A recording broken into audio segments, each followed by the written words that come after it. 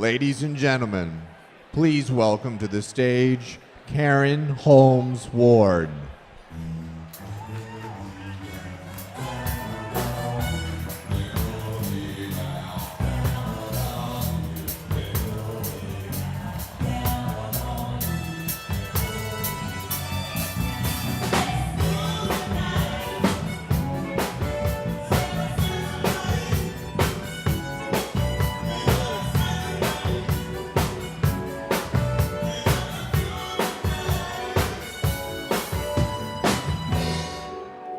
Wow, how about that band? Let's hear it for the band.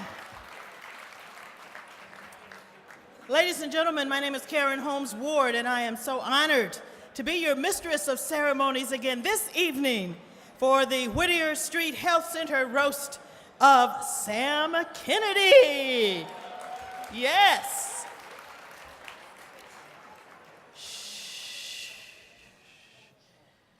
It is our great privilege tonight to be honoring the work of Sam Kennedy, who is president and CEO of the Boston Red Sox, and the outstanding strides made by the Whittier Street Health Center.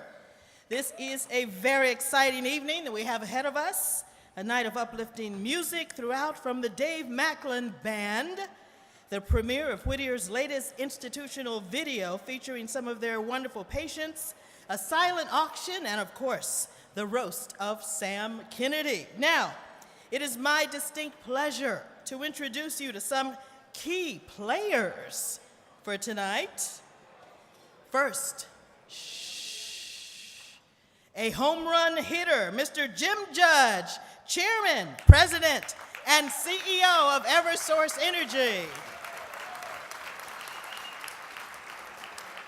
She carries a big bat and is always on the ball when advocating for the health of our community. Frederica Williams, President and CEO of the Whittier Street Health Center. Next to her is a guy who always steps up to the plate for Whittier, Mr. Joe Nolan, Executive Vice President, Customer and Corporate Relations of Eversource Energy. And our leadoff batter, Reverend Tom Kennedy, who will be leading us in tonight's invocation. And we have a team of roasters ready to take the field. Mayor Marty Walsh will be here momentarily, the mayor of our fine city since 2014. Troop Parkinson, Executive Vice President, Partnerships of the Boston Red Sox. Theo Epstein, President of Baseball Operations at the Chicago Cubs and former General Manager at the Red Sox. And one of our alum from WCVB, who's now a national media personality, Mike Barnacle, veteran print and broadcast journalist, radio personality, and social and political commentator. Mike, you have to stand. Wave to the crowd. All right, thank you. And of course, Jack Connors, chairman of Camp Harborview and chairman emeritus of Partners Healthcare. Now, I think it was our own Red Sox player, Ted Williams, who said, "Baseball gives every American boy a chance to excel, not just to be as good as someone else, but to be better than someone else. This is the nature of man and the name of the game." Our own Ted Williams. I'd like to ask everybody to please stand as I have the pleasure of introducing you to our man of the hour, this evening's honoree, a man who excels in his leadership of our hometown team, Mr. Sam Kennedy.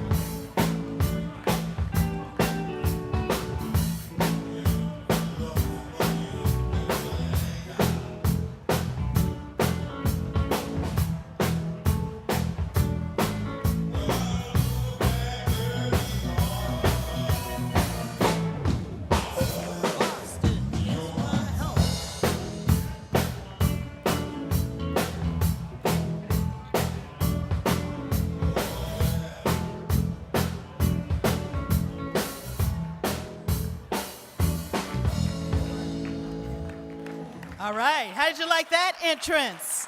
Very nice, very nice. Now to kick off tonight's festivities, I would like to bring Reverend Tom Kennedy up to the stage for the invocation. Reverend Kennedy was ordained as a priest in 1969, shortly before Sam was born. And it might not surprise you to know that even at a young age, Sam Kennedy had already exhibited an affinity for the game, perhaps picking up on his father's enthusiasm. The Reverend was so devoted to the team as well as his congregation that he often wrote sermons in the stands at Fenway while keeping score, bringing to mind the words of that West Springfield-born baseball player, Leo DeRocher. Baseball is like church. Many attend, but few understand. Now, Reverend Kennedy would make the comparison that the devotion felt towards the Red Sox in Boston is almost reverential, like a religion. Through his ministry and his fatherhood to Sam, Reverend Kennedy has doled out plenty of advice and well wishes over the years. To share a little of that knowledge with us tonight, please help me welcome to the stage Reverend Kennedy. How are you? Thank you, Carol.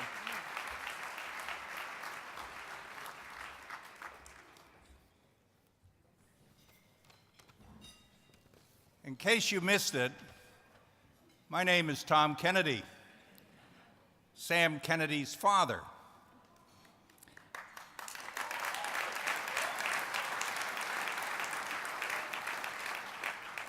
His mother is also here, Joanna Kennedy.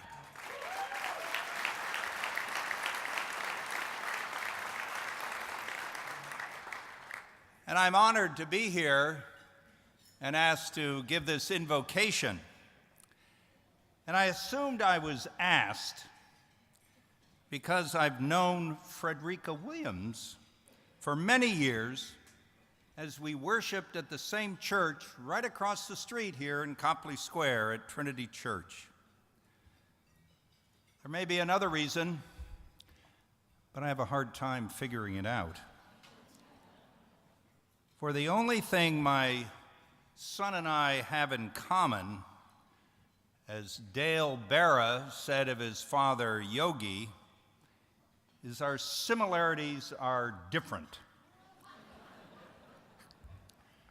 And that is why Sam is down there and I'm up here. He just has to remember what Ted Williams said. God gets you to the plate, but once you're there, you're on your own. And soon he will be up here, and he indeed will be on his own.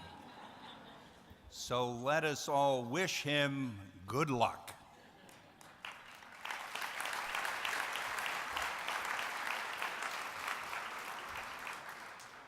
Let us pray.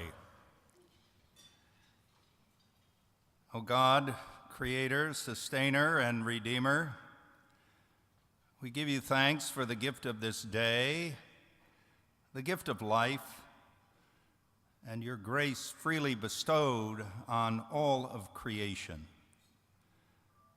We are gathered now to honor the work of the Whittier Street Health Center, to give thanks for all who make its work possible. The board of directors, administration, physicians, nurses, physician and nurse assistants, maintenance staff, all who touch the lives seeking its transforming care. We give thanks to those who support the work of the center, government agencies, foundations, trusts, and of course, individuals. Their resources are necessary to assure health care is available to everyone, not just the privileged.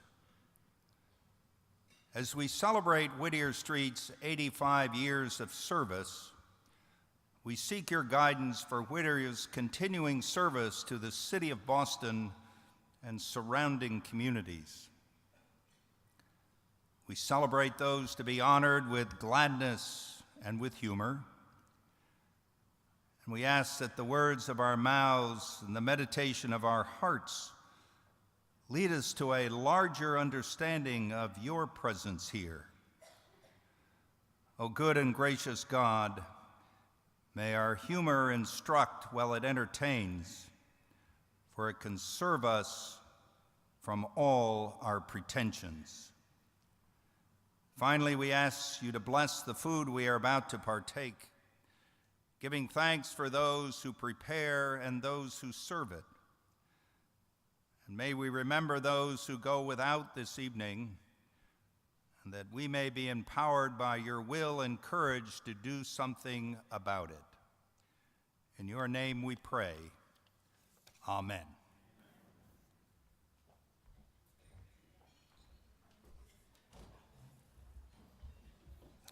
Thank you, Reverend. It is with great joy that I introduce you to a woman who never strikes out when it comes to advocating for health care and providing sustainable care options for an underserved community. Please welcome to the stage Frederica Williams, CEO and President of Whittier Street Health Center.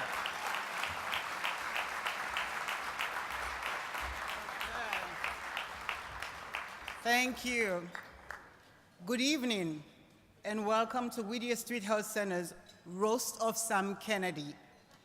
Tonight, we're honoring Sam Kennedy, President and CEO of the Boston Red Sox, Boston's home team and world champions. Sam consistently exemplifies the attributes of a team leader who is persistent, empowering, authentic, and relentless. Since Sam joined the executive team in 2002, the Red Sox were the first baseball team to win 3 World Series bouts in the 21st century.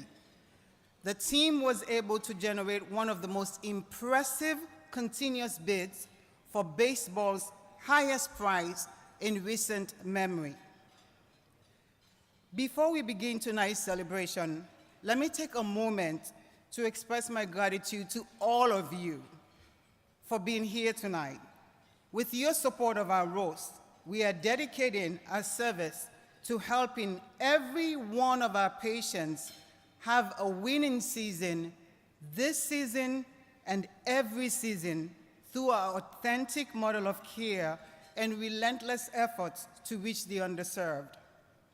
This year, as Reverend Kennedy mentioned, Whittier is celebrating 85 years of service to the Boston community.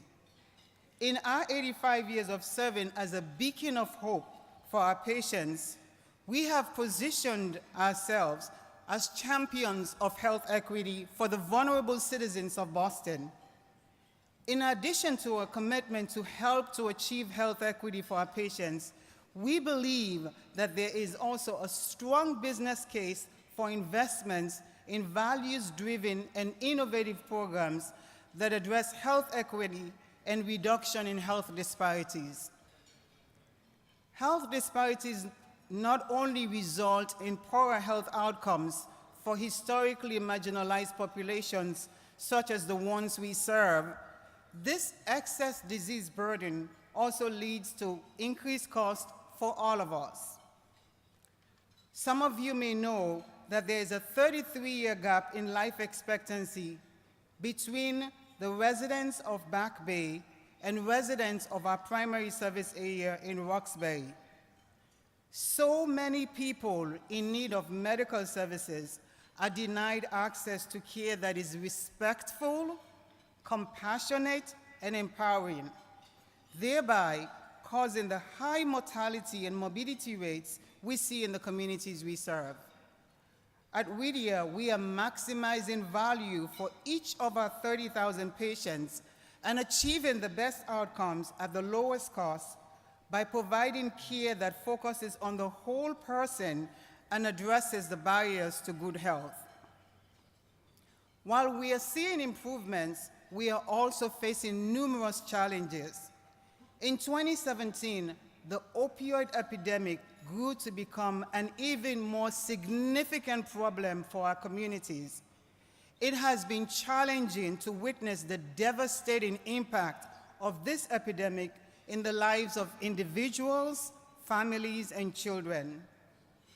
To proactively address this opioid crisis, last year, we launched our It Takes a Village campaign to help combat the high rates of opioid addiction. With determination and by establishing comprehensive medical, behavioral, wellness, and support programs, we are empowering our patients in their struggle with the disease. We are helping to remove the stigma and providing personalized support for each patient on their road to recovery. With your support, programs like It Takes a Village will continue and remain robust and a vibrant call to action against one of the most significant diseases of our time. Your donation will help to ensure that Whittier will continue to proactively address the difficulties confronted by our vulnerable patients in their pursuit of health. By being here tonight, each one of you is helping us to reach our goals of promoting wellness and eliminating health disparities. On behalf of our patients, board of directors, and dedicated team at Whittier, I thank you for all of your support. Tonight, we honor Sam Kennedy, President and CEO of one of history's greatest sports franchises. Sam embodies our tagline for tonight of team leader, persistent, empowering, authentic, relentless leader, much like Whittier. His commitment to his team and to the expert management makes him a leader in every respect. Not only has Sam proven himself as a leader in the sport of baseball, but he's doing so during a period of immense growth for the Red Sox organization. It is confirmed that from May 15, 2003 to April 10, 2013, the Red Sox sold out every home game for a total of 820 games, a major sports record. The son of an Episcopal priest and a kindergarten teacher, Sam's character is built around a book his mother made him read entitled, All I Really Need to Know I Learned in Kindergarten. The basis of this book revolves around one simple rule, the golden rule. Treat others the way you want to be treated. This is a life lesson that has inspired Sam's values-based leadership and a lesson that we at Whittier exemplify daily in addressing the multiple issues confronting our patients. Sam's persistence showed through the beginning of his career. While in college, Sam sent handwritten letters to each of the 28, there were 28 teams at the time, in the league. He was not discouraged by the lack of responses and continued to write until he had sent a total of 90 letters to various members of each organization. Only one team actually answered. Guess who? The New York Yankees. The staffs at the Red Sox speak highly of you, Sam, Sam's ability to empower everyone on his team. Sam will often be found saying that he has the best sponsorship executive, the best marketing executive, or best ticketing executive in the sports industry. His core belief is that he hires the best person to lead their department and completely trusts them with how they operate. Upon walking into Sam's office, you will see a wall full of pictures with friends, family, and colleagues. But on his desk, he has just one decoration, a sign that reads, "It can be done." He values the relentless pursuit of success, recognizing that with the right attitude, good things can be accomplished. This has defined Sam's career and leadership of the Red Sox organization. Thank you, Sam, for your tireless commitment to the home team and to organizations such as ours that champion the idea of equitable and comprehensive healthcare for all. We thank you for your values-driven and tenacious team leadership. Congratulations.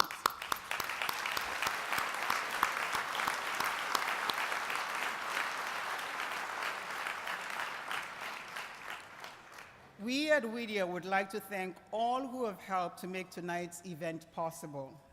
Thank you to our Roast Committee Chair, Jim Judge, who also serves as the Chairman, President, and CEO of Eversource Energy.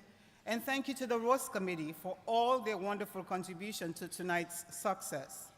A special note of thanks goes to our roasters, Mayor Maddie Walsh, who will join us soon, Shoup Parkinson, Theo Epstein via video, Mike Barnacle, and Jack Connors Jr. Additionally, please join me in thanking our roast mistress of ceremonies, Karen Holmes Ward, our video presenter, Joe Nolan, as well as Reverend Kennedy for his inspiring invocation. The Dave Macklin Band, we've already all started dancing, Raffinelli Events, and our volunteers for their contributions to this evening's program. It is with deep gratitude that we acknowledge the many sponsors of this event who support Whittier Street Health Center and honor Sam Kennedy tonight. Our presenting sponsor, Boston Red Sox, Eversource Energy,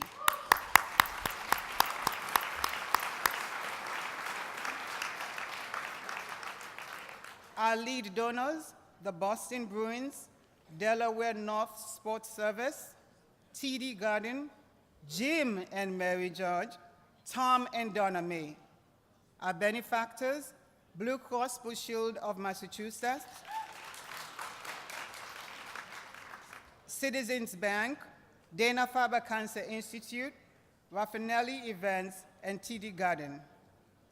Our deepest gratitude to those of our patrons, contributors, table hosts, and friends whose names are scrolling on the screen and are listed in the program book. Thank you for your generosity to ensure essential services are provided to so many who often go without. Thank you for standing up with us and declaring that every patient matters, every unhealthy person made well matters, and everyone has the right to care that is both thoughtful and thorough. Through your contributions, you have made a significant investment in our ability to promote, educate, empower, and engage more people in enjoying the care that will transform their lives. Thank you, and have a great evening.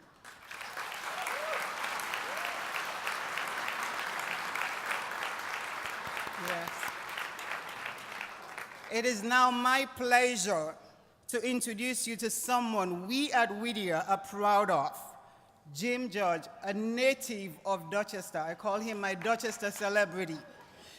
He's our chair for this evening's roast and the chairman, president, and CEO of Eversource Energy.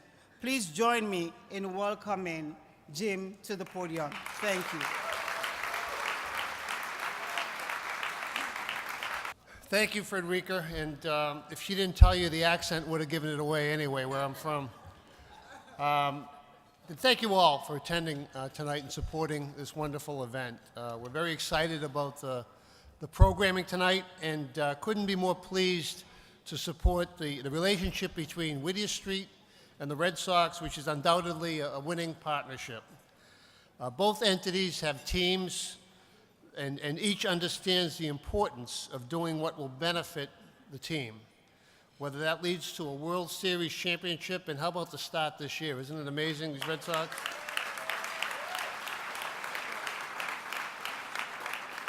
Are world-class health deliverables. It happens because of a team.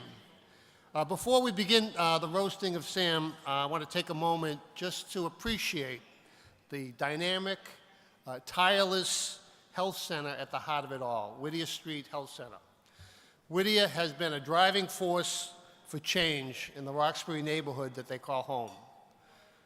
More than 35% 35% of the patients that they serve are uninsured, yet Whittier never, ever turns away anyone seeking treatment. Whittier Street Health Center is a celebrated part of our community, providing much-needed services to those who might not have access to those services otherwise. And the services go beyond mere treatment of physical ailment. Whittier cares for the whole patient. Programs that they offer include the behavioral health team, substance abuse counseling, dental department, and many others.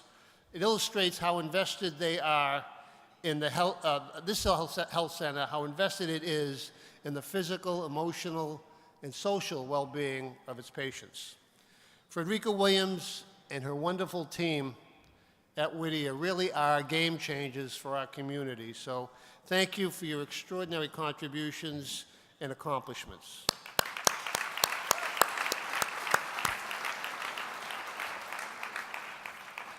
I'd now like to welcome to the podium my colleague, Joe Nolan. Joe is Executive Vice President, Customer and Corporate Relations of Eversource Energy. And for many, many, many years, he's been a great friend of the Whittier Center, and a great friend to many of us in the room here tonight. And believe me, you want to stay on his friendly side. Our friend, Joe Nolan. You know what Jim failed to tell you is that I did get the Whittier Street Men's Health Award. I don't know if you shared that, Jim, but that may be coming up in the program. But thanks. I can see that everyone is settled in here tonight. I did see Jack Connors and Mike Barnacle. They were trying to compare how many pages that they had of roast material, and it's very doubtful that we will stay on the schedule for a 9 o'clock ending. I just want to warn you that. Listen, we are gathered here tonight to roast Sam Kennedy and to shine light on the good works done by one of Boston's leading facilities in health, Whittier Street Health Center. Whittier serves some of the neediest communities in Greater Boston and addresses some of the most pressing concerns for health in our city. Offering over 40 programs and services to diverse population they serve, Whittier is constantly innovating its approach to dealing with severe health disparities. Tonight, you'll have a unique opportunity to hear directly from Whittier patients what the health center means for them and what Whittier's role has been in helping them maintain and advance healthy choices in their lives. The upcoming video will illustrate for you what Whittier means in the lives of these patients and also provide a window into the work being done to advance health equity in the communities Whittier serves. The video, please. At Whittier Street Health Center, we are maximizing value for patients, achieving the best outcomes at the lowest cost by viewing every patient through the prism of total care. Whittier sees beyond medical conditions and disease states. We see the myriad of social factors that influence our patients' everyday lives. We see people who need economic stability, safe neighborhoods, education, jobs, quality nutrition, exercise, and specialized services that address the social context of daily lives. We see barriers and inequities in care that must come down to provide greater access to quality care. Welcome to Whittier Street Health Center. I think that is very important to identify someone's strength and you help them in that direction. Whittier is surrounded by economic stress. Approximately 91% of our patients live in poverty, and 83% reside in one of the 17 public housing developments within a mile of our facility. 2/3 of our patients live in North Dorchester, where the unemployment rate is nearly 18%. I was homeless for about 6 months. I was on the streets and, I wanted to get into a healthcare system and I didn't have one and, that's how I came here. What Whittier does puts you in a system, in a healthcare system that has all these programs in it. And I was linked to a housing program that, I eventually got housing. I told them, what I do. I love sewing. I love doing community work. I'm blessed in the same things that I love to do, helping people, sewing. They've given me, some platforms here, just show off my skill and what I can do. Our primary mission is to meet the community's medical needs, but we are also resolved to do more. To break the cycle of poverty, we make special effort to hire from our own neighborhood. Today, more than 60% of our employees live in the communities we serve. I felt like this joy inside of me, and I was like, really? I'm gonna have a job back, you know? Now that they have given me the opportunity to be one of the employees, you know, here, I am more than appreciate, you know, what they have done for me. It is very important because the health ambassadors are patients. And when we are patients, we are more compassionate. The need is high. Neighborhoods in our densely populated service area are plagued with crime and violence. Adding to the challenge is the high incidence of chronic diseases, with 2/3 of Whittier's patients diagnosed with diabetes, hypertension, cancer, asthma, or obesity. The toll is alarming. Residents in our area have a life expectancy of 59 years, a full 33 years fewer than their neighbors less than 2 miles away in Boston's Back Bay. I come to Whittier for counseling. I have 3 children, and I lost a child who was close to me like a son through street violence. He was murdered, and after that, my son, it was more harder for him. The streets became harder. It just became really hard to be in the city. I went through the Women's Health and had someone who helped me with housing, searching and stuff like that. I see my son definitely being able to see his potential. He has started to work, got a job out there, so he's definitely, you know, safe. I'm safe, I'm able to know that. In our youth violence prevention program, which annually engages more than 800 youth, we collaborate with community partners to identify vulnerable youth ages 14 to 21 and connect them with behavioral health, substance abuse, life coaching, domestic violence, and educational support. We address prevention of destructive behaviors in our Whittier Youth Empowerment Program, which serves at-risk minority males ages 10 to 18. Well, it helps like us youth figure out what is safe and what isn't safe around sex and STDs and alcohol abuse and drug abuse. And I've taken the math tutoring and the fitness program. Since I'm in the youth program, it allows me to go there for free, and I can train my body so that when I'm doing heavy lifting or other things that require strength or fitness, it allows me to be well and keep my body healthy for later years. Safety is paramount. At Whittier, our fitness center not only offers a safe place to exercise, but also a wide range of innovative programs to address health and well-being. Our bold approach to fitness recognizes that we live in a complex society and face a lot of social disruptions that can damage our health.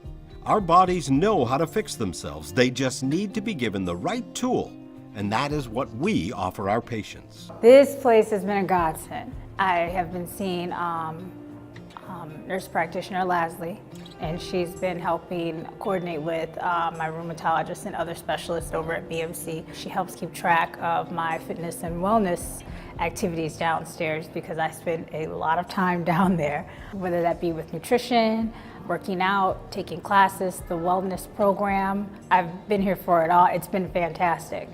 Whittier Street is an exceptional gift to this community. I actually come here from Hyde Park, but for the people here in Roxbury and even outside of Roxbury, this place is like an all-in-one. Statewide, substance abuse and the opioid epidemic are at crisis levels.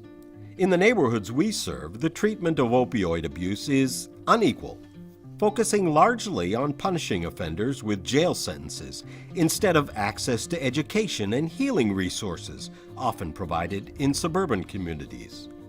At Whittier, patients receive respectful, compassionate care with no stigma. I had a substance abuse problem from an on-the-job injury, and I got addicted to opiates. It almost should have a Surgeon General's warning on it, like highly addictive substance will ruin your life, will make you homeless, will put you in jail, if not in the ground. Well, I ended up going to Suffolk County House of Corrections here in Boston, and on my departure date, I was referred to Whittier Street Health Center. Each person is blanketed in an integrated range of services: primary care, referrals to specialists, behavioral health, acupuncture, physical fitness, physical therapy, massage therapy, prescriber education, and patient and community education. I got linked in with behavioral health and started the Suboxone program, which is a replacement therapy program, and along with counseling. Well, if I hadn't come to Whittier Street Health, I would probably be in what they call the detox spiral, the spin dry. Going to detox on an acute basis, 5-6 day term, which doesn't address anything, and not like at Whittier here, where you're an actual person, you're somebody. You thought about going back to school, Nicholas? Studies show education level is the single most important predictor of future health. It positively impacts health determinants such as smoking, exercise, and drinking, reducing the risk of heart disease, diabetes, and obesity. It leads to better jobs. Many people in our service need help tapping into schools and training programs. Nearly a quarter of residents of the Roxbury North Dorchester service area lack a high school diploma or GED, more than double the rate citywide, and only about 12% have a college degree. Not only does this reduce job prospects, but it also affects the health literacy of our service area. Whittier is important because it connects people. My first day, I loved it. People are amazing. I've seen numerous amounts of families, different groups of people. There's a lot of diversity. To help our neighbors shape a brighter future, Whittier is building bridges to education. In our computer lab, we offer classes led by our information technology staff. We have so many different things going on that when I started looking on a list, they have a lot of things there. So coincidentally, I'm here and a patient. Then I kind of saw all the other avenues that they have here. I became an outreach ambassador, and with the computer classes. And once you get inside, then you see it's definitely worthwhile. It's someplace that's very needed. To create future community leaders, we offer the Whittier Youth Services and Enrichment Program to immerse young people ages 13 to 22 in goal setting, conflict resolution, time management, financial responsibility, and making helpful lifestyle decisions. Our participants use their earnings to save for their college education. The skills they teach us, it definitely helps for an actual job. So when I go out there, sign out my resume, do all this other stuff, it's definitely beneficial. I feel like I might try and go to art college like Montserrat, maybe Mass Art. I might go out of state. I love the fact that it's a healthcare center that focuses not just on you physically, but you emotionally and your emotional stability. An alarming reality is that approximately 50% of Whittier's patients are dealing with food insecurity. Children in our service area have limited access to nutritious foods.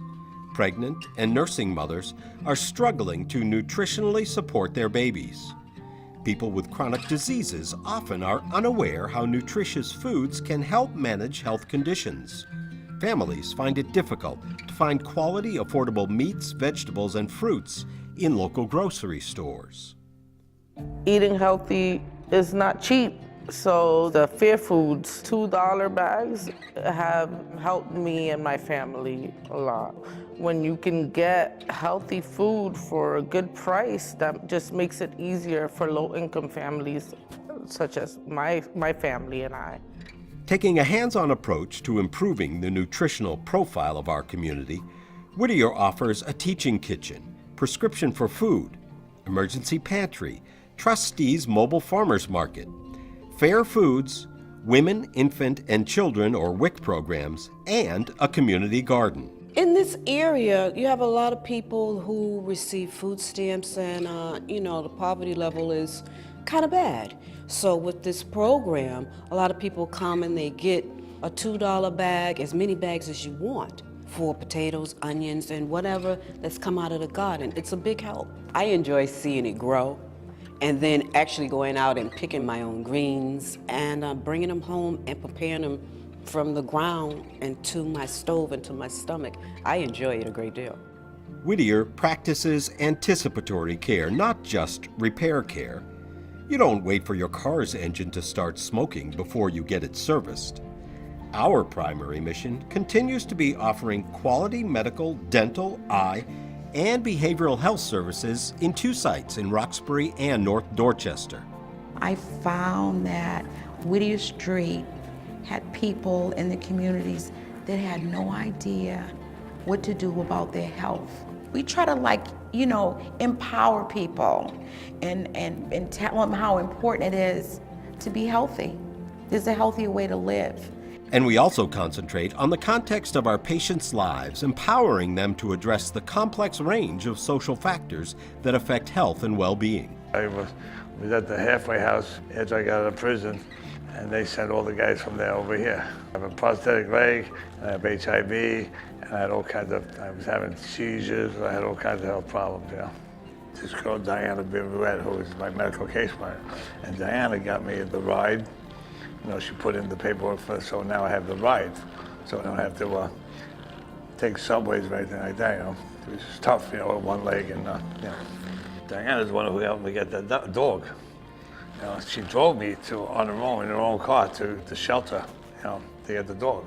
She would help me do that, I mean, they went way above and beyond, just medical care, And so I was really cool with that, Whittier is the bedrock of health in our community, providing a wide base of services regardless of ability to pay. Of the nearly 30,000 patients we now serve, from the many cultures of origin represented, approximately 36% of adults and 40% of children are uninsured. Somebody dropped us at Whittier and said, okay, you go in, they'll help you. We came in, we introduced ourselves, and it was amazing. One thing that struck me when I walked in was there's a sign there. It said that we treat everyone, irrespective of whether you have insurance or not. To reduce disparities in cancer care, in 2012, the world-renowned Dana-Farber Cancer Institute opened a clinic at Whittier. The clinic is designed to create new pathways for underserved populations who may not find their way to a tertiary care center. I'm attending Dana-Farber. They are looking after my after cancer care. Whittier afforded me care at a top-notch facility that I would not, I think, ordinarily have been open to getting. Nothing can threaten me again, if I would say that. To increase access for all patients, our urgent care clinic in Roxbury is open 6 days a week, including evenings. Recognizing that people who live in North Dorchester face high rates of chronic diseases, we opened a satellite clinic on Blue Hill Avenue. Our team of infectious diseases and specialized populations provides far-reaching services for people with HIV, hepatitis C, and sexually transmitted diseases. Our partnership with the Family Van provides outreach in the neighborhoods to screen patients for HIV, offering a rapid blood test that produces results in 20 minutes. HIV-positive patients are connected to our clinics in Roxbury or North Dorchester. Whittier has a long history of implementing innovative programs and addressing the clinical and non-clinical needs of the patients served. We believe that by addressing the social and environmental factors that impact the lives of our patients and communities served, we will attain health equity and contribute towards improving the health and well-being of our patients and communities. The building that houses the aspirations we are honoring tonight is a beacon of hope in the Roxbury landscape. The communities served are suffering and desperately in need of assistance and sustenance that Whittier provides.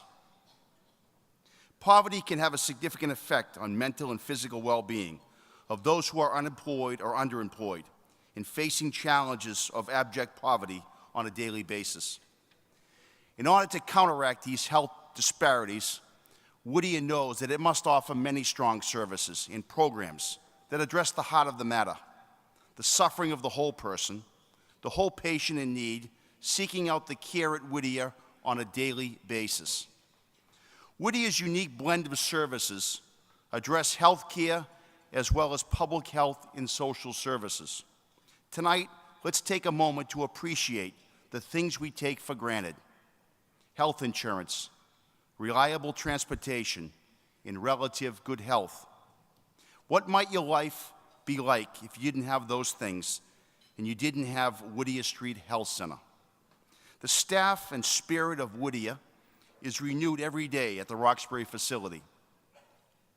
As the Whittier team addresses the significant questions as well as the more immediate needs of their patient population. In an ongoing effort to equip Whittier's clientele with the tools necessary to lead healthy and vibrant lives, Whittier empowers those who come through their doors with education and prevention. The strides Whittier makes are significant, but we still need your help to ensure that Whittier can continue to provide significant and timely, comprehensive services to diverse populations. It is in the spirit that I ask that we all make a gift to Whittier here and now. No matter what the size is, your donation will go to the services and programs essential to rejuvenating the individual who call Whittier their patient-centered home. Together, we can make health disparities a thing of the past. Please consider making a gift tonight. There are pledge cards on each of your table, and the wonderful staff here at Whittier will come around and collect them. Thank you very much.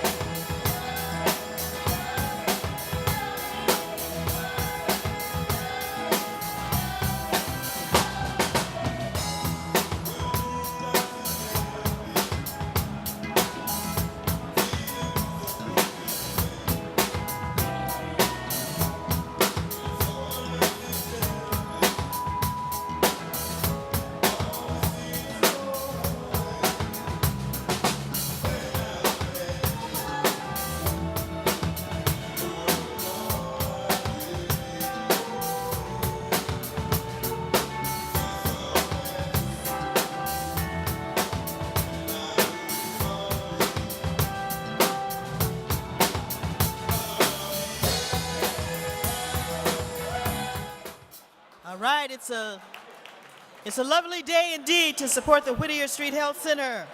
Shh. Ladies and gentlemen, shh. Ladies and gentlemen, we want to thank you for your support. There'll be Whittier volunteers going through the room to collect your generous contributions. We appreciate it. And thank you for your support tonight, for making health center and health care a part of your weeknight routine. At this time, enjoy your dinner. A reminder that the silent auction will be closing at 8 p.m. Do not wait. The bar will remain open until 9 p.m. Enjoy your meal.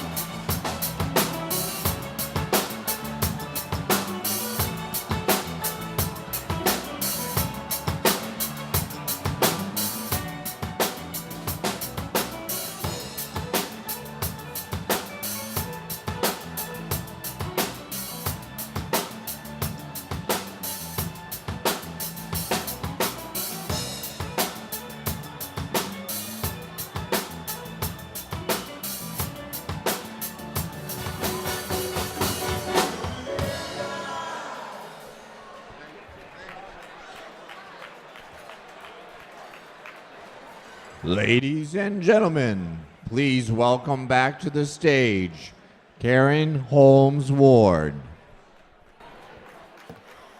Wow, is everybody enjoying themselves? I hope so. What a wonderful night. Wonderful evening.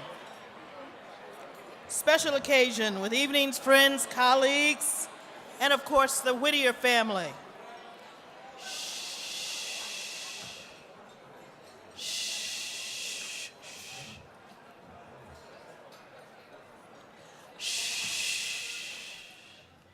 Together, we can make a real difference in the lives of Whittier's patients, a difference already felt strongly in the communities where Whittier addresses some of the starkest disparities in health in the city. I would like all of you to join me in raising a glass to Frederica Williams and her staff that has made this evening possible and who have made healthcare a possibility in the lives of so many. Here too, we raise a glass to the 85th anniversary of Whittier and to serving 85 years as a beacon of hope to vulnerable and marginalized people. Let's toast. Yes. Hear, hear. Hear, hear. And a toast to you as well. And to celebrate, don't forget to cut those beautiful cakes. I see some of you have dived in already. There's a beautiful cake on your table. Please share that with your table mates. Want to also let you know the silent auction is now closed. Thank you to all who participated.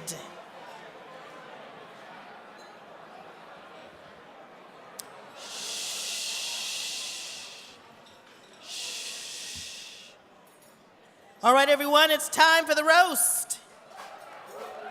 Are you ready, Sam? Are you ready? It is with great pleasure that I welcome tonight's first roaster at bat, the mayor of the city of Boston, Marty Walsh.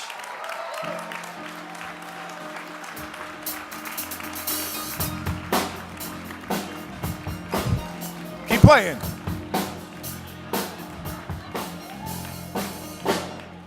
Thank you very much. Thank you, Karen, and thank you for being here tonight. I want to thank Frederica as well, the great head of Whittier Street Health Center. Thank you, Frederica, for doing such an incredible job. I want to thank everyone for being here for an unbelievable organization and a great cause. Thank you for that. It's kind of awful being the first one to get up at the microphone to roast, and God love you, Sam. But I appreciate your help. Let me just talk about Whittier Street for a minute, because this is a fundraiser for Whittier Street. As you all know, Roxbury is one of the greatest neighborhoods we have in the city of Boston and in the Commonwealth of Massachusetts, in the country. And Whittier Street is an area of one of our greatest success stories in our city. And we're investing right now in the city of Boston millions of dollars in our schools. We're working on investments in our Whittier Street housing development. And the Whittier Street Health Center is really one of the main focuses and has been the catalyst to a lot of revitalizations going on in Roxbury. So again, I want to thank Frederica for her great work. I know you didn't come hear me talk about Whittier Street, so it's okay. When I talk to kids, I often tell them no bullying. But tonight, I'm making an exception for Sam Kennedy. So when people come up here tonight, feel free to do what you want. I know Sam brought his daughter and son with him to protect him, and brought his wife to sit next to Jack Connors to try and have him sit down. I don't think that's going to happen, so good luck to you, Sam. And, Sam, is your boss here? I just wonder, is your boss here? No, not John Henry. Linda, is Linda here? Huh? In case anyone missed it, Boston Magazine named Linda Henry the most influential person in the city. And I'm really not mad about it, because I came in second, so I'm kind of happy. It could be worse. I could be John and not make the list at all. So, so Sam has to deal with that. Sam comes from the mean streets of Brookline. You know, he talks about that a lot in Fenway about how tough he was growing up. When I first met him, I thought he was tall. I thought he came from St. Mark's Parish, in Dorchester, and I realized he came from Brookline. I'm like, oh, it's a whole different story. But no, it's been an honor and a pleasure working with Sam Kennedy over the last bunch of years. He never brings anything controversial to me. He never brings anything, any big decisions that I have to work on. You know, I'm just really grateful for that, Sam. Thank you for that. I appreciate that. And, you know, I want to thank Sam for really changing Fenway Park. It's really changed. It's more than baseball now. It's become a premier concert venue. And I think in Sam's tenure at the Red Sox, you know, he has a lot of success in World Series rings, but what he's really trying to do is have more Lady Gaga concerts. And I want to thank you for bringing Lady Gaga to Boston. All right, buddy? I appreciate that. Professional wrestling came to Fenway the other day, too, with the Boston Red Sox. I want to thank you for that. But you know, I'm not going to beat Sam up too bad. In case you don't know, there's something brewing in the city, and I don't want to get in the paper tomorrow about that yet. I'll make news on Thursday. But I just want to... Linda's over here yelling at me. But I want to... let me just say this in all seriousness. There's going to be a lot more better roasting of Sam up here. But I want to thank Sam Kennedy. He is an incredible leader in our city. And this is all serious. He's the president of the Red Sox. He doesn't say no. The way I had a chance to go to Puerto Rico with Sam and with Alex Cora, and we went down to Caguas, and I watched the Red Sox team that came down, not the players per se, but the team that actually behind the scenes team, and the respect that the people that work for the Red Sox organization have for Sam Kennedy and the respect that he showed back was incredible. I want to thank you, Sam, for allowing us to roast you tonight. I want to thank you for lending your name and lending who you are to this incredible organization, Whittier Street Health Center. It's an incredible organization. Thank you. Have a good night. I'm going to sit here and listen to Jack Connors tear you up.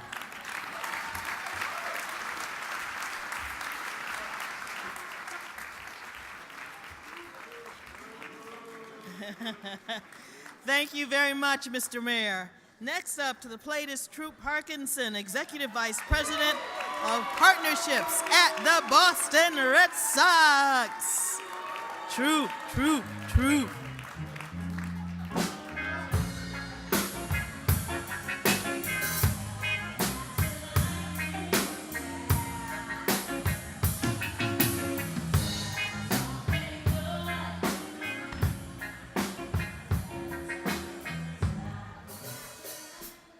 Thank you. So, I think there's one key point that I need to start with. Of everybody in this room, I absolutely have the most to lose. So thank you for having me. Sam set this up for me, so thank you for that. If, in fact, you come to this event next year and I'm your waiter, this did not go well.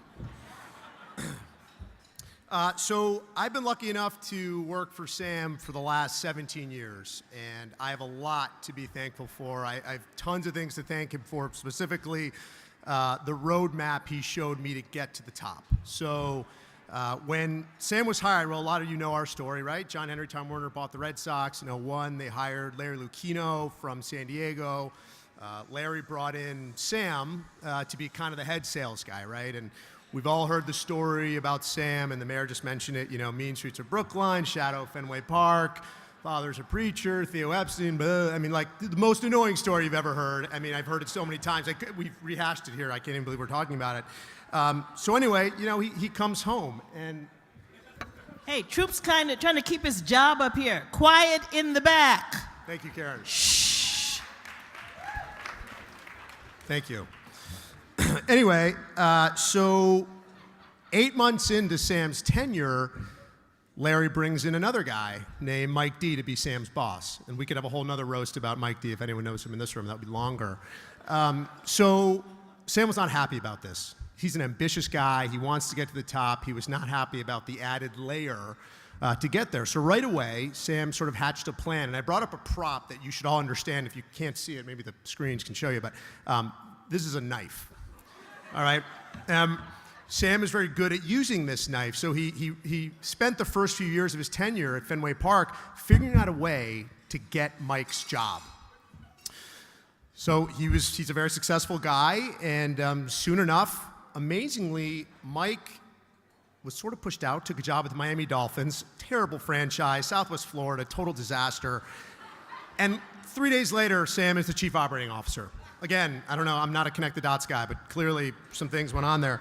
The problem for Sam was there was one more layer, right? So one down, one to go. And this one was harder, right? Larry Lucchino, Hall of Fame, baseball executive, supposed mentor, I guess, and this is how Sam treats friends, so good luck to everyone in this room.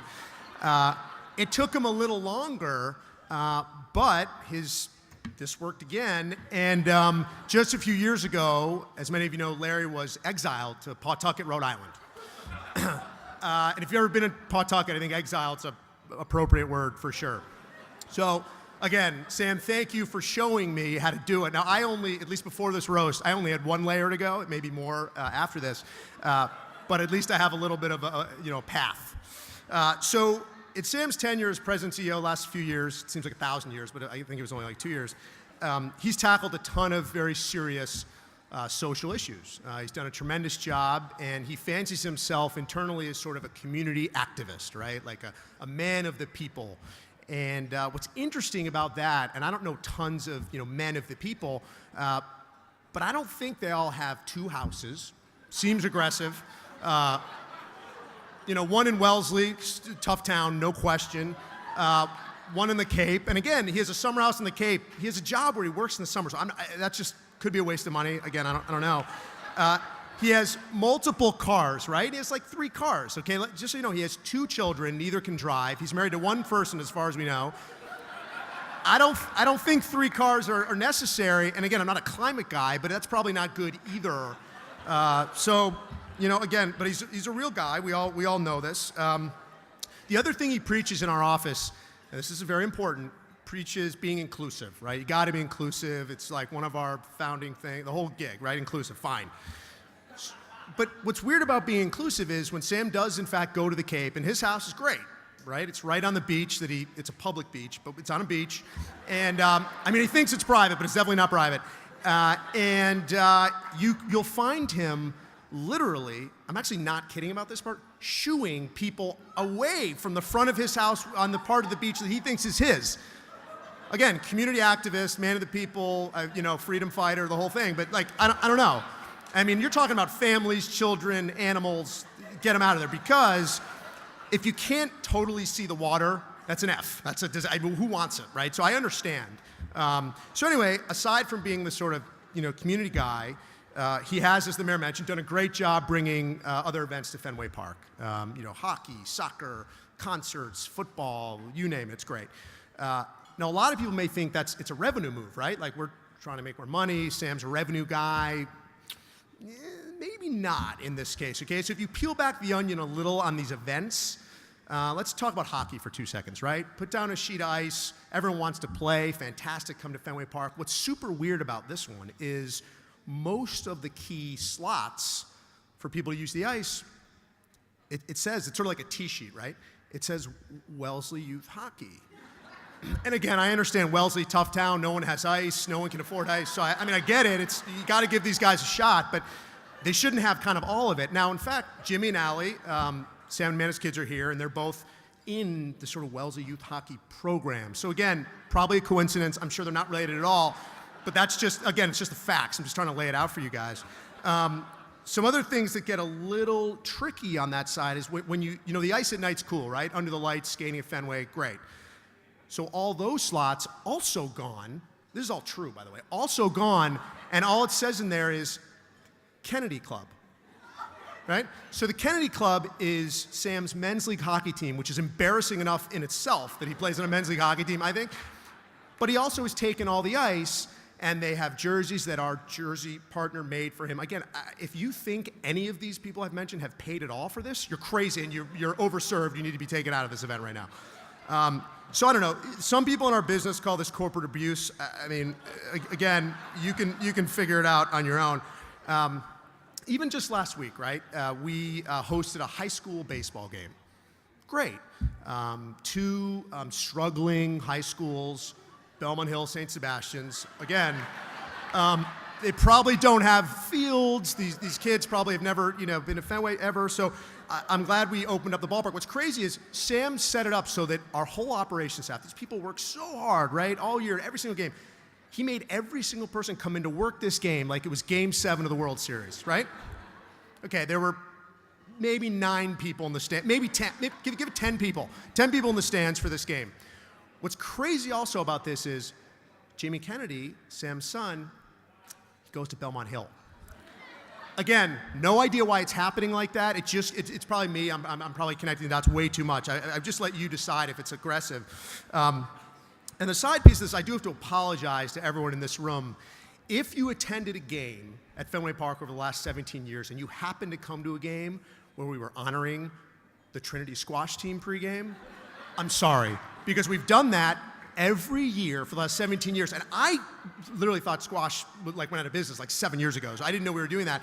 I'm not sure how it relates to baseball in any way. What I would tell you is that Sam went to Trinity, okay? I don't know.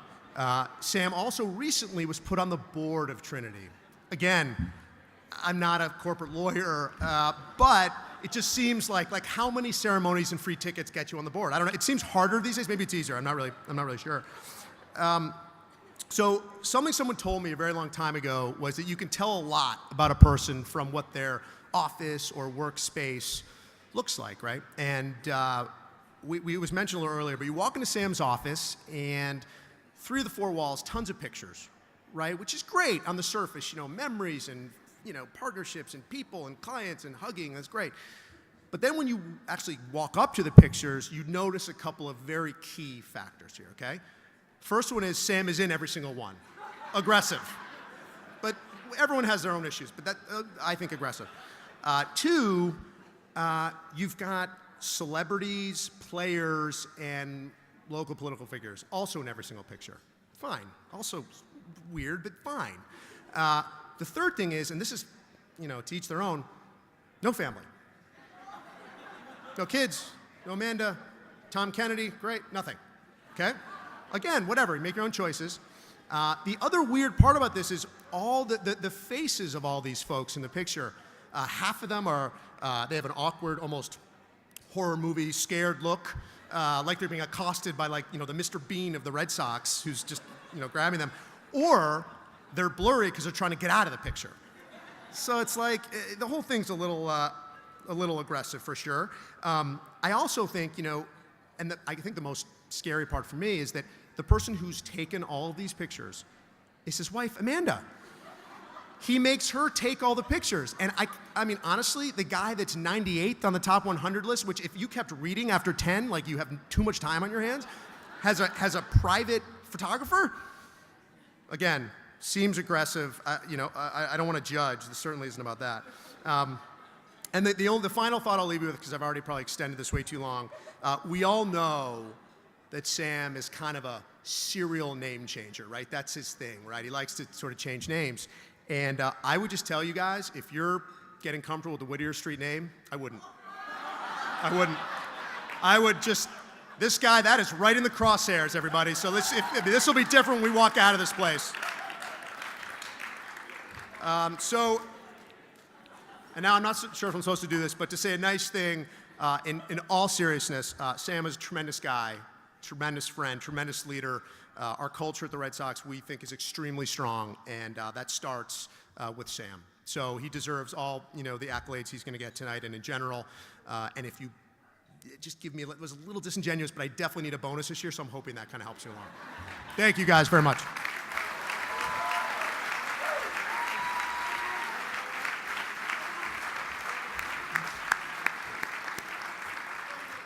All right, troop.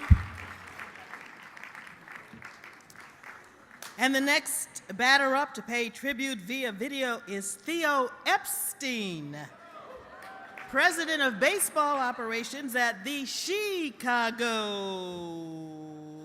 Cubs and former general manager at the Red Sox. I mean, this guy's amazing. Since I met him, the energy, the passion, the commitment he brings to the equation is second to none. we are in the place we are because of him. I'm very proud to call him my friend, and he's meant so much for me. Oh, wait a minute. Oh, I thought we were talking about Theo. Well, Sam, he's a good guy too. See you guys. This is Theo Epstein with the Chicago Cubs coming to you from Wrigley Field. I'm sorry I couldn't be there tonight, Sammy, but I would not miss an opportunity to roast you, my friend. Growing up in Brookline, Sam was always known as the kid who lived next door to Peter Gammons. Sam, living next door to Peter Gammons, wrote a poem about baseball, his true passion. Peter Gammons loved the poem. He got it published in Sports Illustrated. Sam became a local celebrity, and it launched an incredible 35-year career of kissing Peter Gammons' ass by Sam Kennedy. So, Peter, thank you for Sam. We certainly know one thing, which is he would have been nobody without you. The first time I really encountered Sam was in Little League. I was pitching. He was on the other team. He was hitting. Those of you who knew Sam as a young man, as a child, remember that he had a really f***ed up eye disorder that caused him to look about 40 feet to the left of wherever he was looking. So I'm looking in to get the pitch, and Sam Kennedy, instead of looking at me on the mound, he's looking off in the third base dugout like this.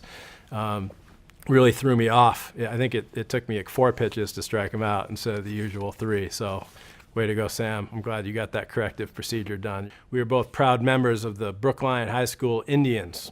Of course, Sam couldn't leave well enough alone and had the name change from Indians to Warriors. So you'd think by now he would have learned his lesson, but apparently not. Always messing with a good thing, Sammy. Spending 7 years in San Diego with Sam, we had a lot of great nights out together, a couple East Coast kids enjoying the Southern California lifestyle. One weekend, we planned a big night out in LA. We researched it. We found the hottest club on the Sunset Strip. It was called Club Deep. They had like all these models everywhere, models dancing in cages. They had like people wearing head to toe leather, like live animals walking around the club, like fire shooting out everywhere. It was crazy. We definitely knew we weren't gonna fit in, but we were gonna do our best to pull it off. So I was gonna meet Sam there online. We were gonna try to talk our way in. So I put on like my coolest outfit of the time, whatever that was. I'm sure it was brutal, but I was feeling good about myself, trying to fit in. And walking down Sunset Strip, here comes Sam Kennedy. Fully starched, pleated khakis, a tucked-in, starched Oxford shirt, finely pressed, his little glasses and his wingtips. And I knew at least I wouldn't be the dorkiest guy in the club. Maybe second, but I wouldn't be the dorkiest guy in the club. And sure enough, we had a great night at Club Deep. Sammy was in the cage dancing with the models, talking their ear off till the wee hours of the morning. Had a great night at Club Deep. Hold on a sec. Sam Kennedy is so square that he makes John Henry look like Leonardo DiCaprio. All right. All right. Lastly, Sam, we kid. This is a roast, but all of your friends over the years, especially the folks with the Red Sox, me, Jonathan Galula, Mike D, Adam Grossman, Drew Parkinson, all the boys, we know that you truly are a great friend. Even when you're stabbing us in the back to get where you want to go in your career, you really are a great friend and make our lives better. And it's been a hell of a time together, and we look forward to many more great days together, Sammy. Here's to you. Wow. Even though he's far away, we love you still, Theo. Mike Barnacle is next at the plate to give us the inside scoop as a veteran print and broadcast journalist, radio personality, and social and political commentator. Mr. Mike Barnacle.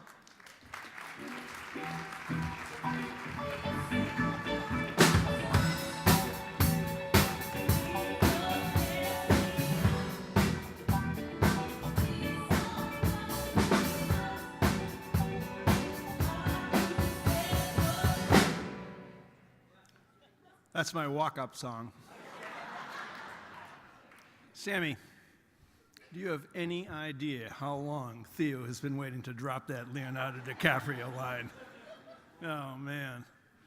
He did everything except expose you as the Eddie Haskell of the Boston Red Sox.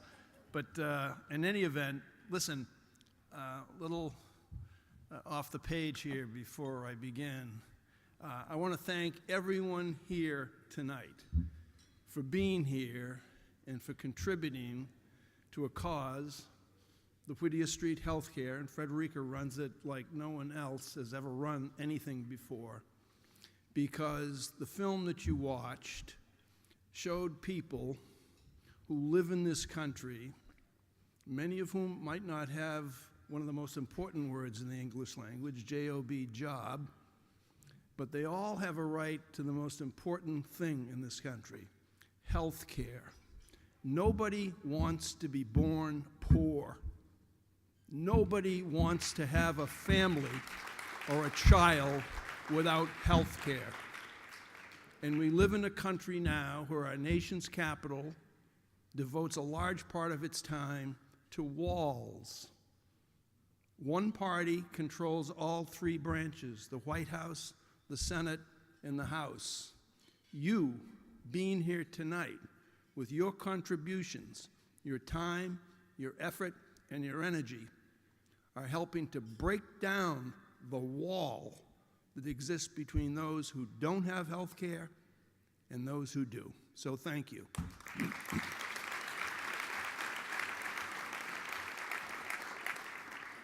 I have some fun for you people with a lot of time on your hands. Check out Sam Kennedy's Wikipedia page.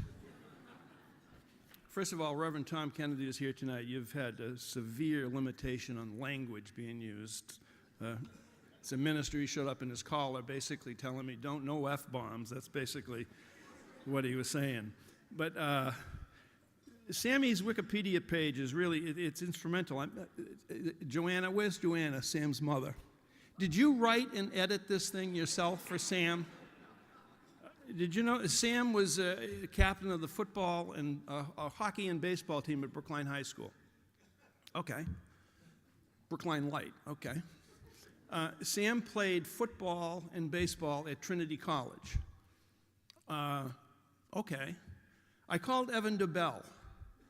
He was the former president of Trinity College when Sam was a student there. And I asked him about Sam being on the football and the baseball team. He said he was.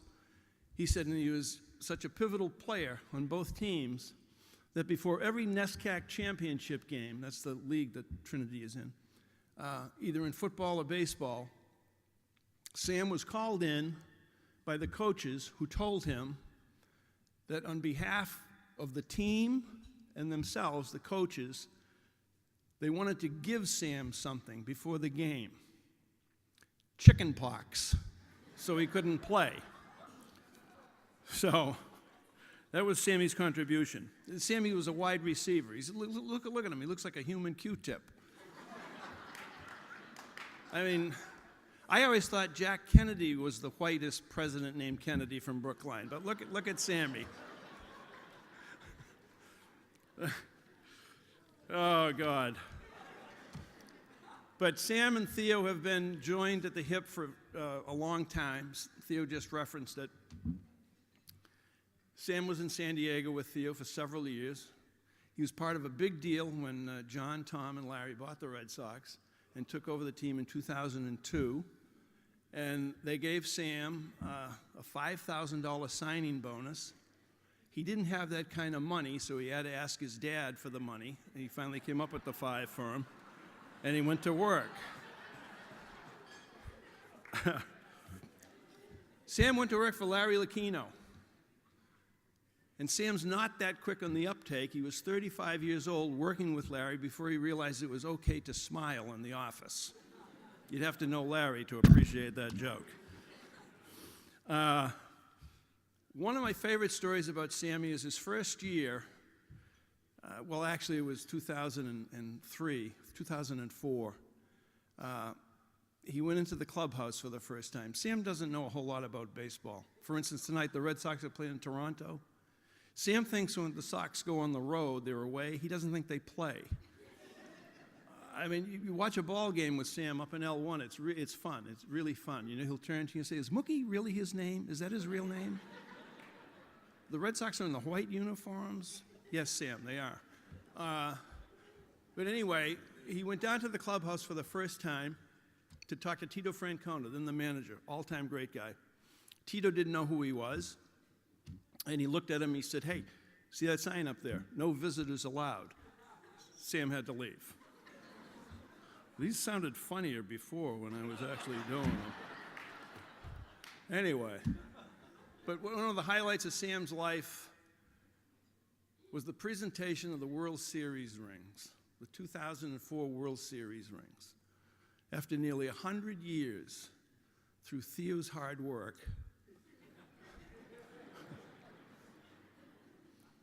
everyone was getting World Series rings down in the field by name. The World Series rings came in beautiful wood boxes, dark wood boxes. Sam was presented his. I can still see his face when he opened up the box and looked at the bill that John Henry had put in the box for his ring. It took him another 3 months' pay to pay for the ring, but he got it. He got it. But Sam likes to take risks at work. One of the biggest risks he takes on a daily basis is asking Tom Werner what he thinks. I don't want to say that Sam is kind of out of it in terms of the operations of baseball and the functions of baseball and winning and losing, but when Roseanne beat everyone in the ratings a few weeks ago, you probably remember that, Sam wanted a ring made for Tom. That's who Sam is. Sam has a litany of duties that he does as president of the Red Sox. They include picking up Tom's laundry. They include caddying for Tom. All sorts of things. You know, I got a couple of baseball things in here, but I get a sense that this crowd is not into baseball. I don't want to get too arcane on you, but so we'll skip that. Sam's in charge of home delivery of the Globe for John and Linda. Sam adheres to one of Larry Lucchino's principal management rules that he imparted to Sam several years ago. When he asked Sam, he said, do you know the difference between John Henry and the Pope? Sam comes from a family of great religion, but he didn't know. He said, I don't know. He said, well, the Pope only requests that you kiss his ring.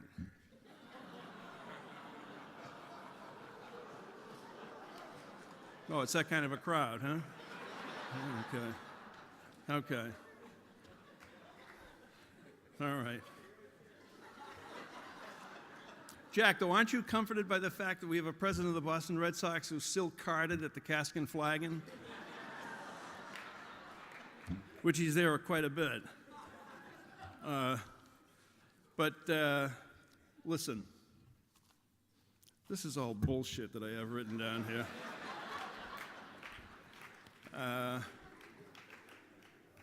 I just want to tell you that Sammy Kennedy was one of the few individuals you'll ever meet. He was born without the envy gene. And he is the product of good parenting. Tom and Joanna are here. And a good marriage. Amanda is here. And his good family, his children, are here. Sam does not see color. Sam sees fairness. Sam has the ability to listen to all sides of an argument or a disagreement. Sam's smile is real.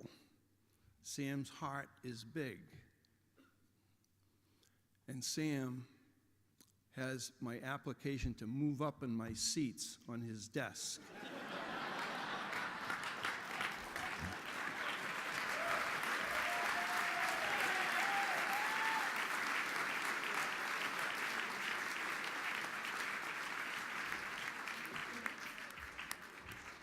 Nicely done, Mike Barnacle.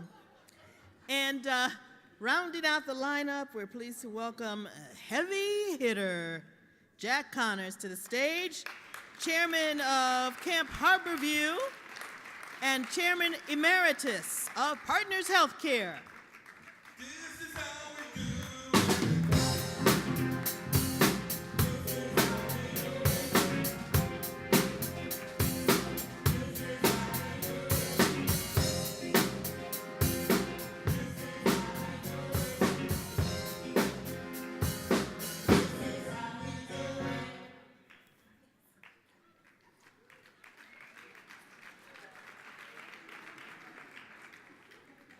isn't this special? As I came in this evening, I had the privilege of renewing my friendship with Sam's dad, saying hello to his mom. I was introduced to his wonderful son and daughter and his wife, Amanda. So there goes that script.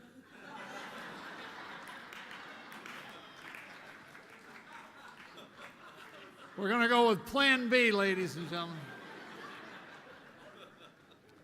First, to the great leader, thank you so much, Frederica, for your extraordinary leadership of this amazing success story. For 85 years, you've been the leader. It's hard to imagine. You're doing a great job, and you look terrific. Before I get into my allegedly prepared remarks, I just feel I'd be remiss if I didn't congratulate the Fairmont Copley Plaza for being the low bidder for tonight's dinner.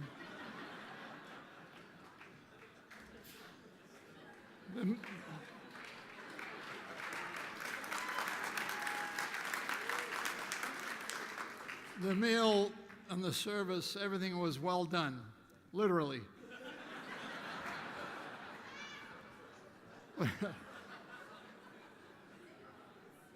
You know, here we are at this historic room in this amazing historic hotel, and outside we're surrounded by these incredible buildings, the Boston Public Library, the old South Church, Trinity Church.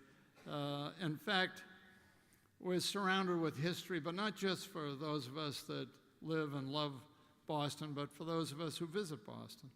And Sam's dad was and remains an incredible priest at Trinity Church. And that's an extraordinary calling.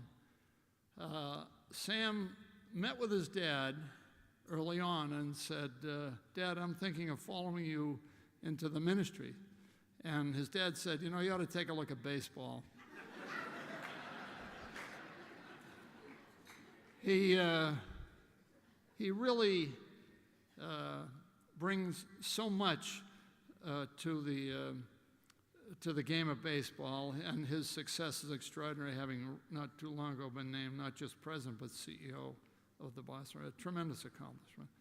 And I remember back when Senate President Bill Bulger said a few words about my alleged success. He said to an audience about this size, and I'm reminded of it tonight, he said, your success is a reminder of the power of prayer.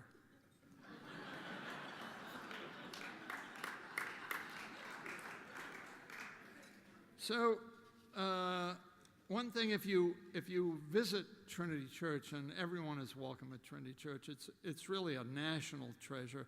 It's one of the most beautiful pieces of architecture in the country. And to go in there and worship, or to see, just to visit and see how people worshiped a couple hundred years ago, it's an extraordinary experience, and I commend it for all of you. And if on certain days of the week, when there's no particular service, you'll see Sam's mom and dad in there praying for Sam. And it's really quite an extraordinary. The result of this is that he's been able to fool all of Major League Baseball. It's quite extraordinary. Sam, I'm so delighted that your son and daughter and wife and mom and dad and aunts and uncles are here. I'm also particularly grateful on behalf of Whittier Street that you bought 40 tables for tonight.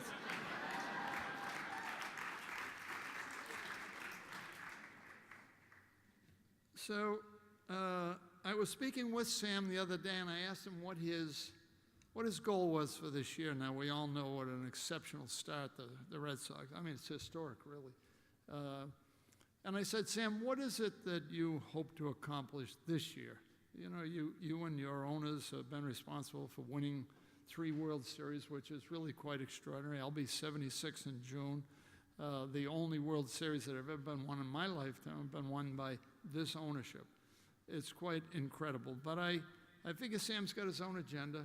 So I asked Sam, what is it that you hope to accomplish this season? And as you might expect, Sam thought about it for a minute or two, and he said, I'm hoping to get the free furniture from Jordan's.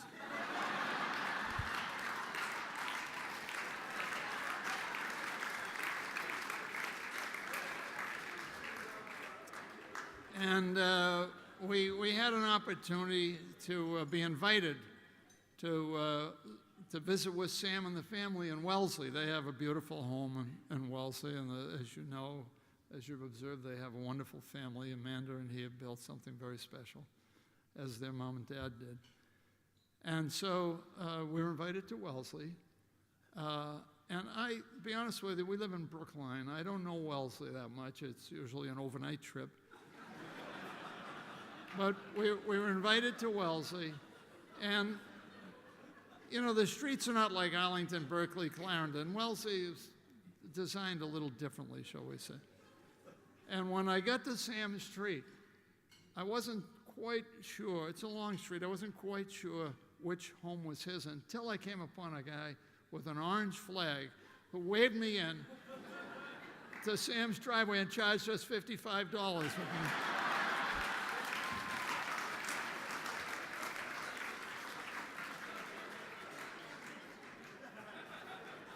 I got a great one here somewhere, I just can't locate it.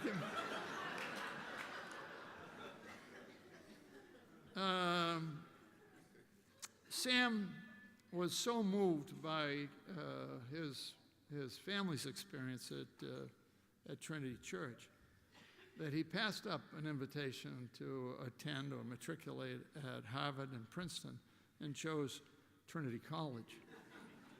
And it was kind of a whole Father, Son, Holy Ghost thing that was going on. And so he was so excited that he had been accepted to Trinity that he told his friends that he was going to be heading off to Dublin, Ireland. And they said, no, Sam, it's the one in Hartford. And maybe on a more thoughtful note, there's no question that he is an amazing American success story. There's no question that he has designed and built some amazing teams. There's no question that he cares a great deal about the city of Boston. But I'm not here to honor John Henry this evening. You might enjoy that one.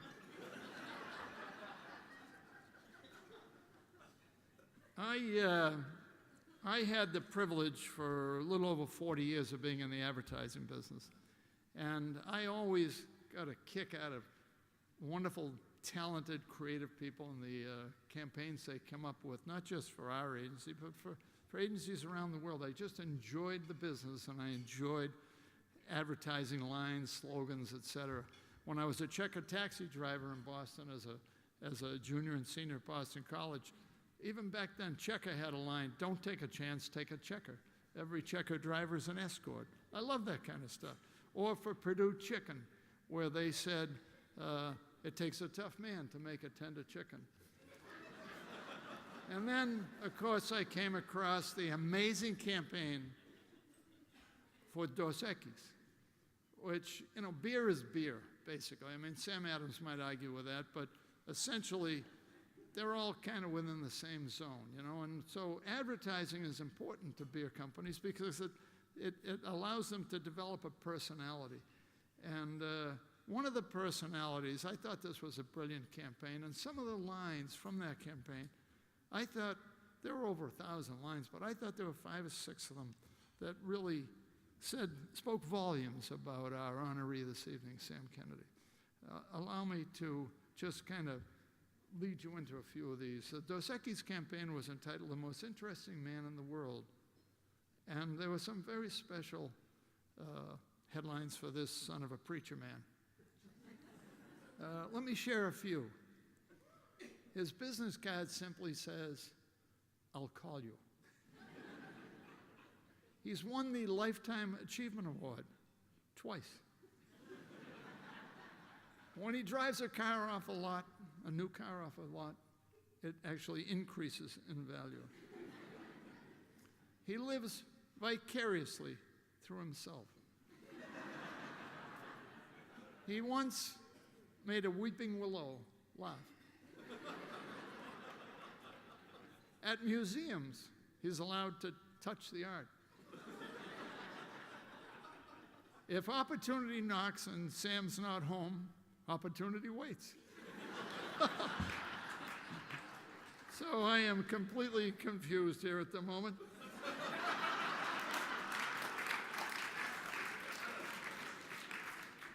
So maybe just a couple of, you'll be happy to hear, closing comments. And these may be a little unroasty, if you will, but Sam's success came the old-fashioned way. He earned it. And he's really a very, very special man, and I'm very proud to know him.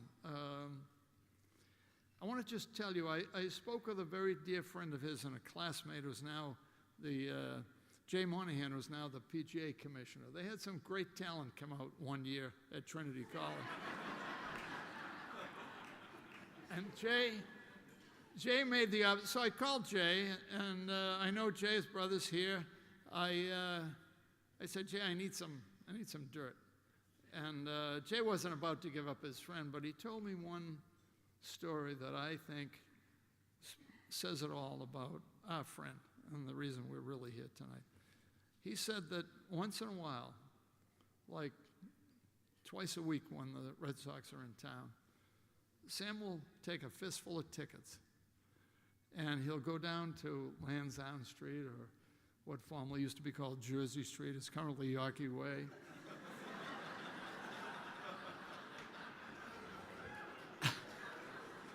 And with that fistful of tickets, he'll kind of scout the audience, and he'll see a family, or he'll see some youngsters. And what they have in common is they don't have any tickets. And he'll go over to them, and he doesn't say, I'm Sam Kennedy, the CEO of the Red Sox. He doesn't say any of that. He says, would you like to go to the game? And the eyes open wide. And he says, all he says is enjoy the game. That's who Sam Kennedy is, and we're proud to be with you this evening. Thank you.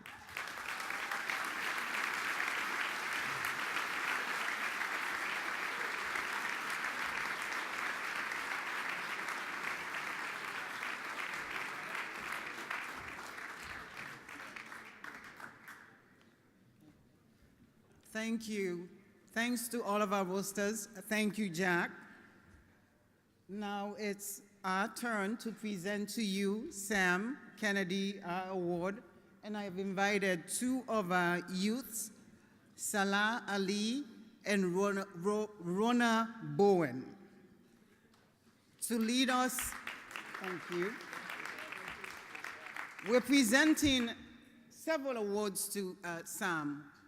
One of these awards was given to us by Bill Brett. He's upstairs. It's a father and son picture he wanted me to give to you.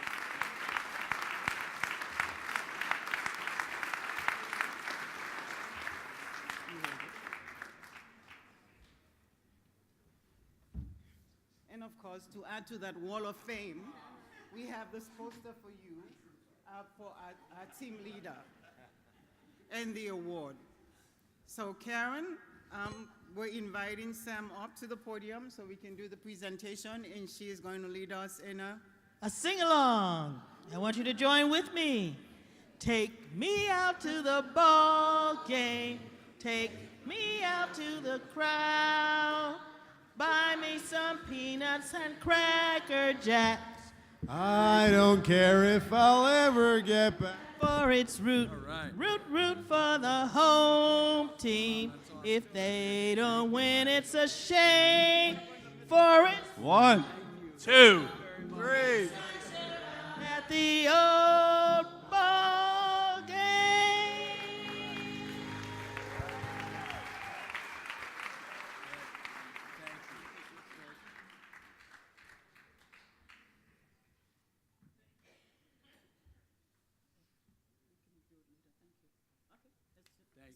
Excuse me. All right. Thank you very much, Frederica. Yes. Whew. Man, am I glad that's over. Wow. Linda Henry told me I needed to stay on script, Marty, so going right to my prepared remarks. It really is an honor to be here with you, Frederica, and your great team. Everyone here in Boston knows that Whittier is all about helping people and improving their lives through compassionate care. After tonight, however, I really have a hard time with this notion, because the only thing Whittier has ever done for me is completely dismantle my ego and my self-esteem. Frederica, that certainly does not seem consistent with your mission of helping citizens throughout Boston.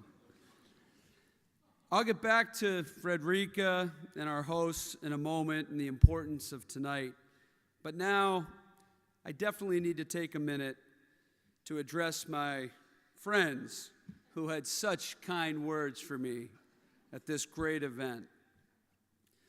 Obviously, I'm humbled by the distinguished group of individuals who are nice enough to take the time out of their busy schedule to roast me. I mean, after all, we have an award-winning journalist who reaches an international audience on MSNBC. We've got the mayor of the great city of Boston, who's become one of the most recognizable and celebrated public figures in the country. We've got Jack Connors, a legendary advertising executive and one of the most generous philanthropists in our entire city. We've got Theo Epstein, a baseball executive who has not reversed one curse, but 2 curses. And we have Troop. Troop. What kind of a name is Troop?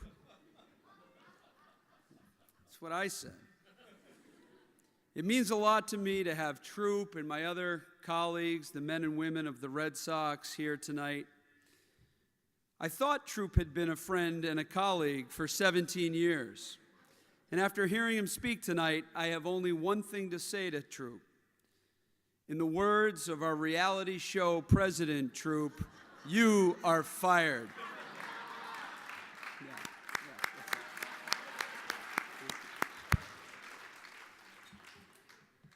Speaking of my Red Sox colleagues, I'm sure many of you here were disappointed that David Ortiz did not show up.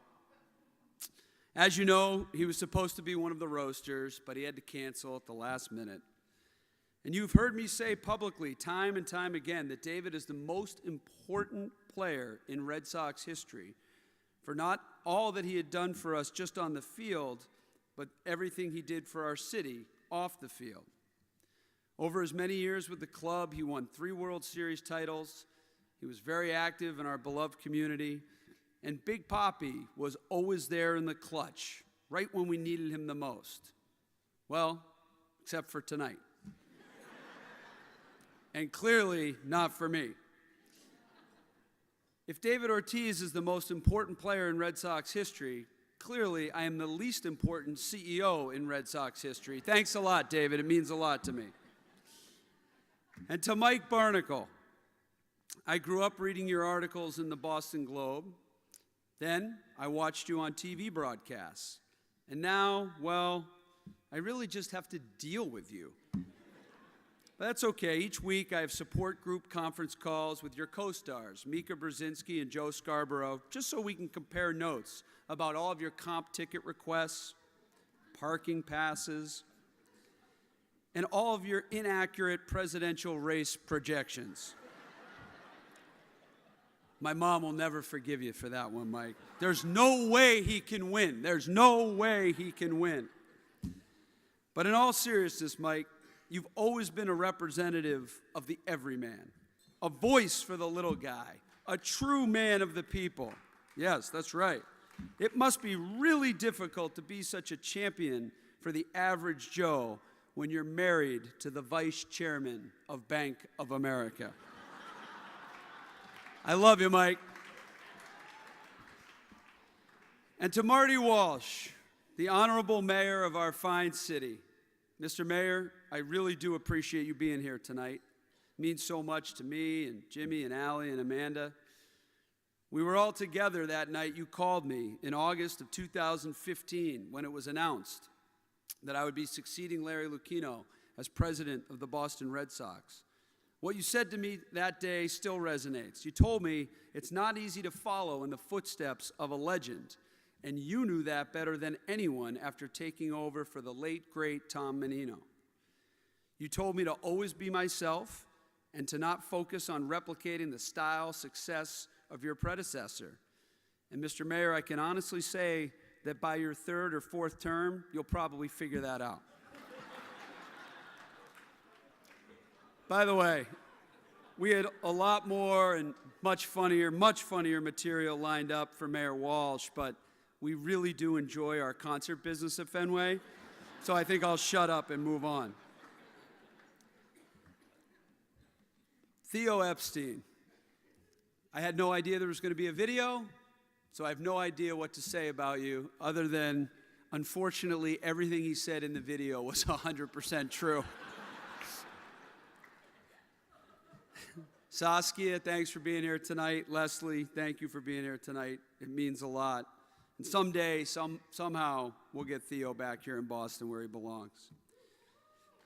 And finally, the great Jack Connors. When I returned to Boston in 2002 after a stint out in San Diego, I was honored when Jack picked up the phone and reached out to me and took me under his wing. And like he has done for so many people in this room tonight, he's been a mentor for well over a decade. The only thing, you can applause for that. The only thing I didn't realize is that mentorship would cost the Red Sox Foundation at least $100,000 a year for his favorite charities. That's okay, Jack. The bottles of maple syrup have more than made up for it.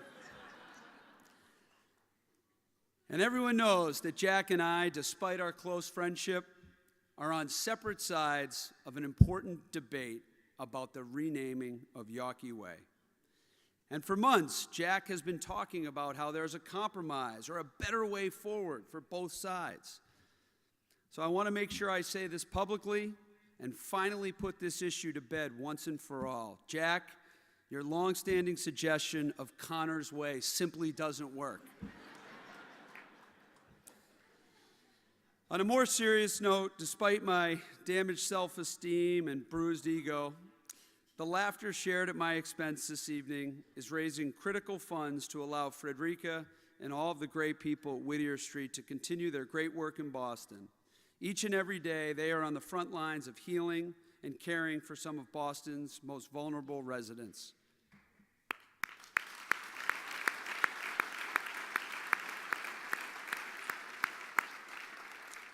For more than 85 years, families from neighborhoods across this great city have depended on Whittier Street, and they have never needed these services more than they do today. It means a great deal to me that all of you are here tonight to celebrate the great work that they do. So please help me give a big round of applause to Frederica, her board, and all the staff at Whittier Street.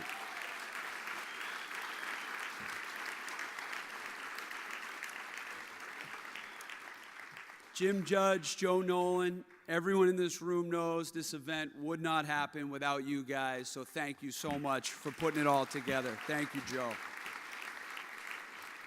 And finally, and most importantly, while everyone here has enjoyed all the stories, I feel very thankful that the 5 people in the room who have the most dirt on me were not up on the stage tonight. Thank you to my wife, Amanda, my son Jimmy, my daughter Allie, my parents Tom and Joanna for being here tonight.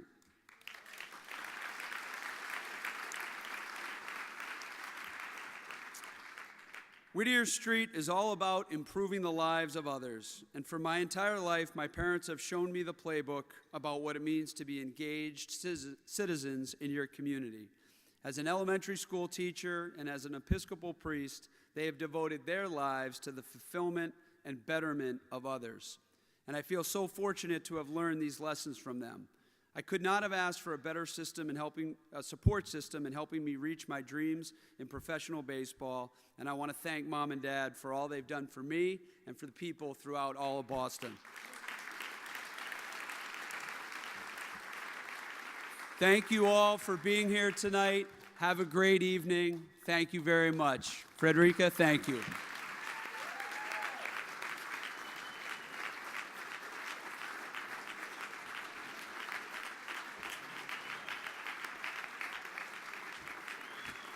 Sam Kennedy, ladies and gentlemen. We want to thank all of you for being here tonight to celebrate Whittier Street's 85th anniversary and this friendly roast of our good friend Sam Kennedy of the Boston Red Sox. Drive safely. We hope to see you again next year.